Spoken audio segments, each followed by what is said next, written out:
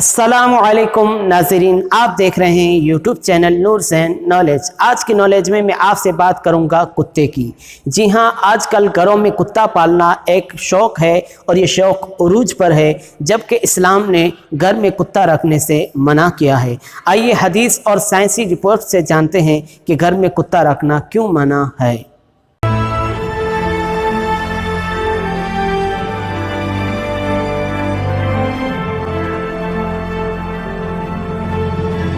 नाज़रीन, गुज़िश्ता चंद बरसों में इंसानों में कुत्ता पालने का शौक़ बढ़ गया है।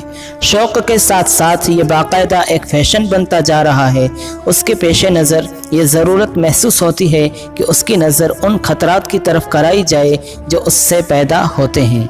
हैरत की बात तो ये है कि लोग कुत्तों पर तो बहुत खर्च करते हैं, मगर इंसान की औलाद सड़कों पर भीख मांगती नज़र आती है। और मगरिब में ऐसे लोग भी हैं जो मरते वक्त अपनी जायदादें तक कुत्तों के नाम कर देते हैं। इस्लाम में कुत्ता रखना बिल्कुल मना नहीं किया गया, बल्कि महदूद हद तक उसकी इजाज़त भी दी गई है।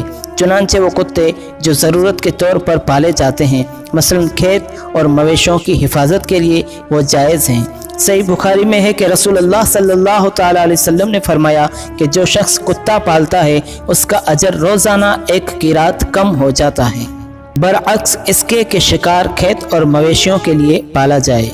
इन हदीस की रूह से घर में कुत्ता पालने की ममानियत वाज़ेह तौर पर मौजूद है, मगर इस ममानियत का मतलब ये नहीं कि हम कुत्तों के साथ गैर जिम्मेदाराना सलूक करें और कुत्तों को ख़त्म कर दिया जाए। मुसलमान के घर कुत्ता हो तो इस बात का ख़तरा रहता है कि वो बर्तनों वगैरह को चाट कर बर्तनों को नापाक कर देगा।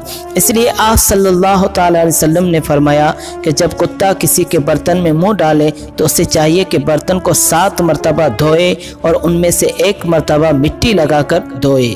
जदीद साइंस ने ये इंकिशाफ किया है कि कुत्ते के जिस्म पर ख़तरनाक किस्म के जरासीम होते हैं, जिनकी वजह से उसकी ज़ुबान भी आलूदा हो जाती है, जिसकी वजह से वो किसी बर्तन को चाटे तो जरासीम कुत्ते से बर्तन में मुंतकिल हो जाते हैं। रिसर्च करने वालों ने उन बर्तनों को कई केमिकल से साफ़ करने की कोशिश की, लेकिन वो नाकाम रहे। बिल आखिर उस बर्तन को मिट्टी से साफ़ किया गया तो वो साफ़ हो गया।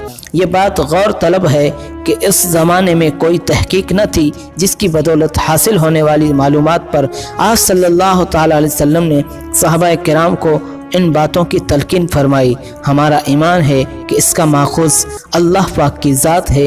इसका सबूत सूरह नजम की इस आयत मुबारका से होता है। आप सल्लल्लाहु तआला अलैहि वसल्लम अपनी ख्वाहिश नफ्स से नहीं बोलते, ये तो एक वही है जो उसकी तरफ की जाती है। अगर आपको ये वीडियो अच्छा लगा हो तो ज़रूर लाइक करें, शेयर करें। अगर आपने चैनल को सब्सक्राइब नहीं किया तो ज़रूर सब्सक्राइब करें।